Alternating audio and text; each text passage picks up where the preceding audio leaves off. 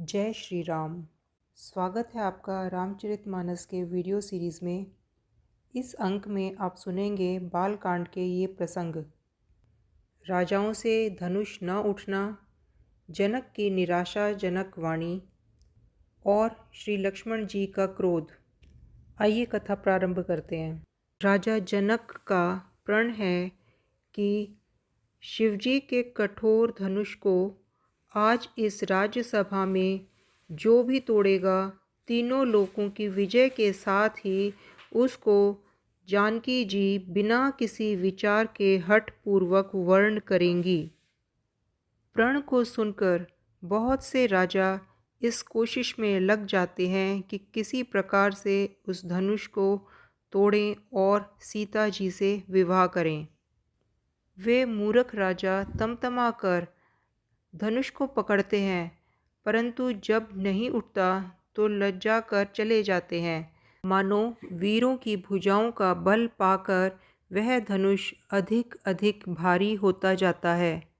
तब बहुत से राजा आते हैं और एक ही बार धनुष को उठाने लगते हैं, तो भी वह उनके टाले नहीं टलता। शिवजी का वह धनुष कैसे नहीं डिगता था, जैसे कामी पुरुष के वचनों से सती का मन कभी चलायमान नहीं होता। सब राजा उपहास के योग्य हो गए, जैसे वैराग्य के बिना सन्यासी उपहास के योग्य हो जाता है। कीर्ति, विजय, बड़ी वीरता, इन सबको वे धनुष के हाथों बरबस हार कर चले गए।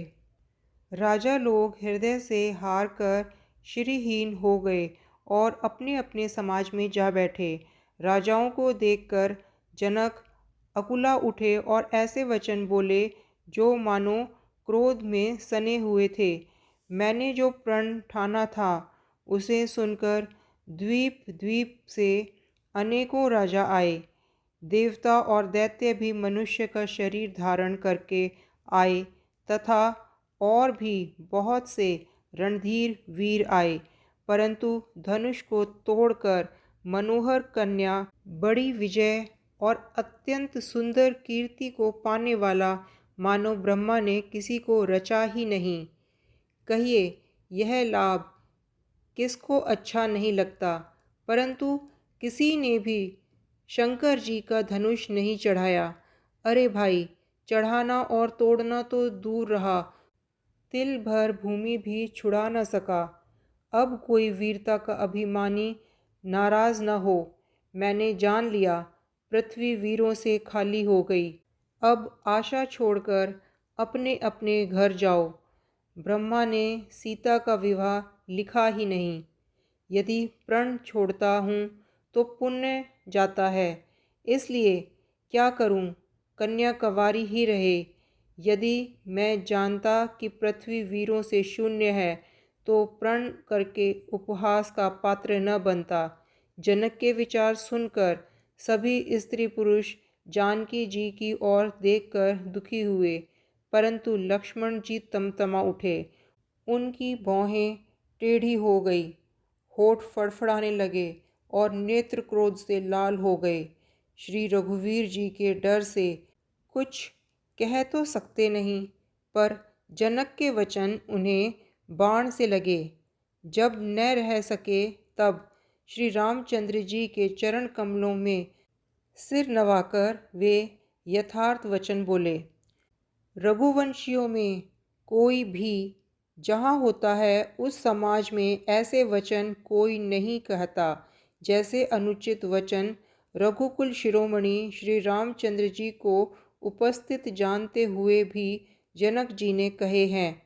हे सूर्य कुल रूपी कमल के सूर्य, सुनिए, मैं स्वभाव ही से कहता हूँ, कुछ अभिमान करके नहीं। यदि मैं आपकी आज्ञा पाऊँ तो मैं ब्रह्मांड को गेंद की तरह उठा लूँ और उसे कच्चे घड़े की तरह फोड़ डालूँ। मैं सुमेरु पर्वत को मूली की तरह तोड़ सकता हूँ। हे भगवान, आपके प्रताप की महिमा से यह बेचारा पुराना धनुष तो कौन चीज़ है। ऐसा जानकर हे नाथ, आज्ञा हो तो कुछ खेल करूं। उसे भी देखिए, धनुष को कमल की डंडी की तरह चढ़ाकर उसे 100 योजन तक दौड़ा लिए चला जाऊं। हे नाथ, आपके प्रताप के बल से धनुष को तोड़ दूं। यदि ऐसा न करूं तो प्रभु के चरणों की शपथ है, फिर मैं धनुष और तरकश को कभी हाथ भी न लगाऊं। ज्यों ही लक्ष्मण जी क्रोध भरे वचन बोले कि पृथ्वी डगमगा उठी और दिशाओं के हाथी कांप गए। सभी लोग और सब राजा डर गए। सीता जी के हृदय में हर्ष हुआ और जनक जी सकुचा गए। गुरु विश्वामित्र जी, श्री रघुनाथ जी और सब मुनि मन में प्रसन्न हुए। श्री रामचंद्र जी ने इशारे से लक्ष्मण को मना लिया और प्रेम सहित अपने पास बैठा लिया।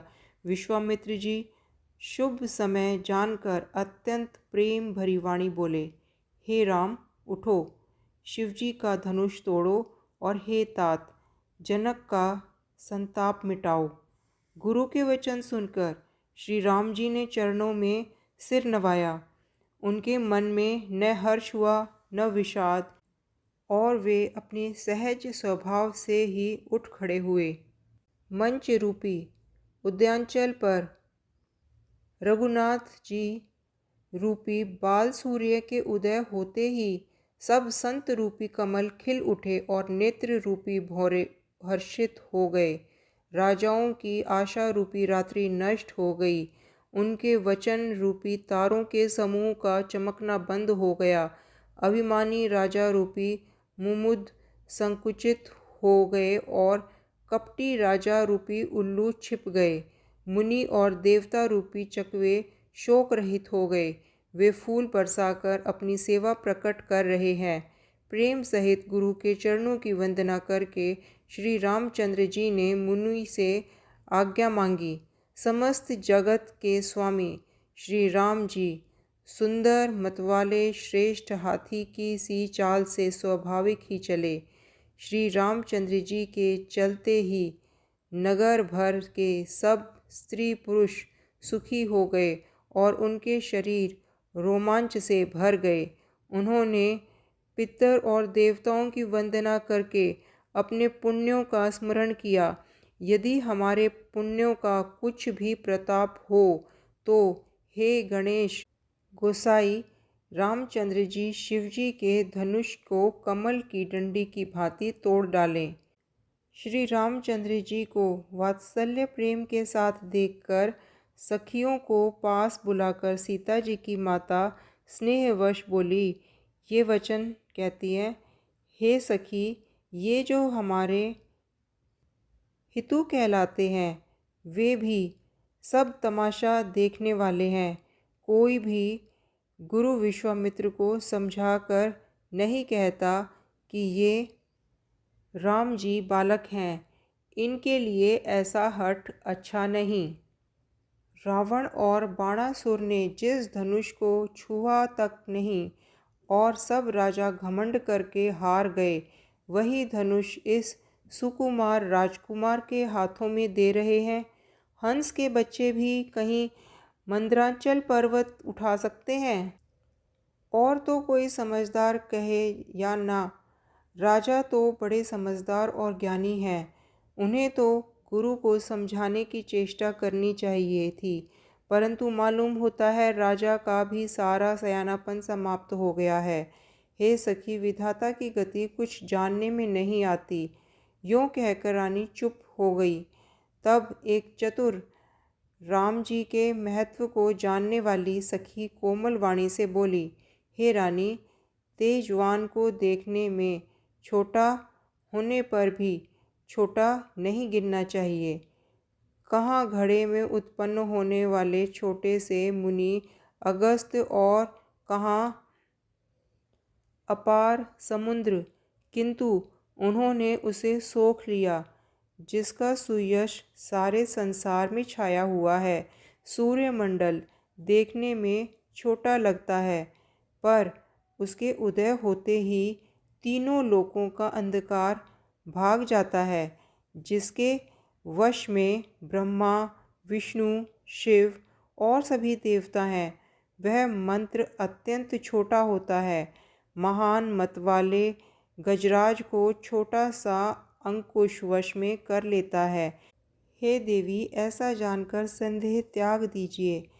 हे रानी, सुनिए, रामचंद्र जी धनुष को अवश्य ही तोड़ेंगे। सखी के वचन सुनकर रानी को श्री रामचंद्र जी के सामर्थ्य के संबंध में विश्वास हो गया। उनकी उदासी मिट गई और श्री राम जी के प्रति उनका प्रेम अत्यंत बढ़ गया। उस समय श्री राम जी को देखकर सीता जी भयभीत हृदय से देवताओं से विनती कर रही हैं। वे व्याकुल होकर मन ही मन मान रही हैं, हे महेश भवानी, मुझ पर प्रसन्न होइए। मैंने आपकी जो सेवा की है उसे सफल कीजिए और मुझ पर स्नेह करके धनुष के भारीपन को हर लीजिए। हे गणों के नायक, वर देने वाले देवता गणेश जी, मैंने आज ही के लिए तुम्हारी सेवा की थी। बार बार मेरे विनती सुनकर धनुष का भारीपन बहुत ही कम कर दीजिए। श्री रघुनाथ जी की ओर देख देख कर सीता जी धीरज धरकर देवताओं को मना रही हैं। उनके नेत्रों में प्रेम के आंसू भरे हैं और शरीर में रोमांच हो रहा है। अच्छी तरह नेत्र भरकर श्री राम जी की शोभा देखकर फिर पिता के प्रण का स्मरण करके सीता जी का मन शुद्ध हो उठा।